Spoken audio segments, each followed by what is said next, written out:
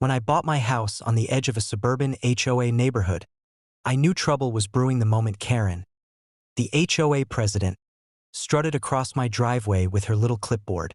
"Welcome to the neighborhood," she said, though her tone sounded more like a warning. "Since you're part of Lakewood HOA, you'll need to pay your dues and follow the bylaws." I looked her straight in the eye and handed her my deed. "Not part of your HOA. Never was, never will be." Her smile froze. "Well, we'll see about that." And from that day forward, she tried everything to force me in.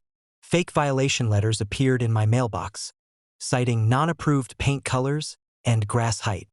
HOA inspectors trespassed onto my property with cameras, snapping pictures of my backyard.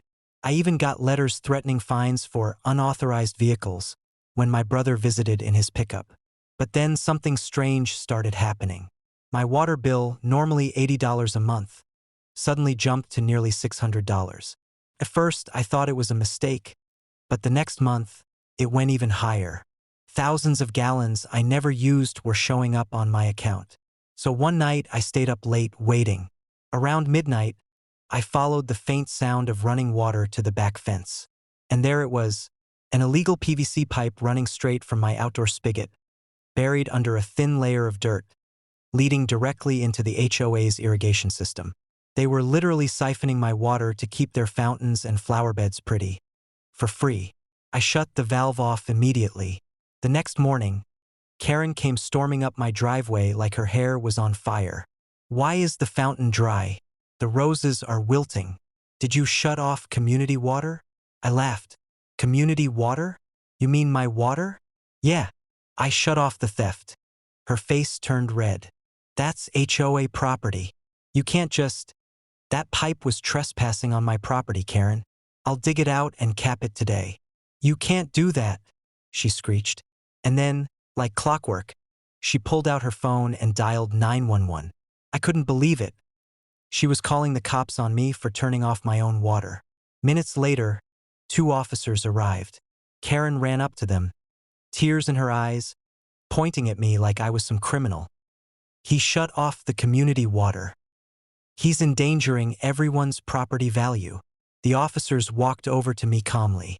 "Sir, can you explain?" I didn't say a word. Instead, I pulled a small black USB drive from my pocket. "Gentlemen, this has video footage from my backyard cameras. High resolution. It shows HOA members digging onto my land, installing that illegal pipe, and tapping into my spigot without my permission. That's theft of utilities and trespassing. I'd be happy to give you a copy." Karen's face drained of color instantly. "He's lying. He faked it. It's doctored." But the officers already knew. One of them smirked. "Ma'am, do you realize what you're admitting to? He owns this property. You don't. If what's on that drive checks out, this isn't just an HOA issue, it's criminal." I handed them the USB. "Everything's time-stamped and logged. Feel free to verify." Karen's jaw opened and closed like a fish gasping for air. She started stammering excuses, trying to spin the story, but the cops were done listening. They warned her that if the footage was real, she and the HOA could be facing charges for theft of services and property damage. That evening, I got a call from the sheriff's office confirming the footage was authentic. They had already subpoenaed HOA records, and it turned out my stolen water had been keeping their fountains and gardens running for over a year. My neighbors' dues weren't paying for anything. The HOA had been saving money by stealing from me. The fallout was glorious. The county slapped the HOA with fines so large they had to suspend operations. Karen and 2 board members were personally named in a criminal complaint. At the next emergency HOA meeting, half the neighborhood showed up demanding resignations. People who once defended her were screaming at her to step down. And me? I stood at my porch with a cold drink, watching the chaos unfold across the street. My water bills dropped back to normal, and Karen's reign of terror came to a humiliating end. The best part? Every time Karen drives past my house now, she avoids eye contact. She knows the moment she messed with me was the moment her little empire started crumbling. All because I shut off a spigot and pulled out a USB.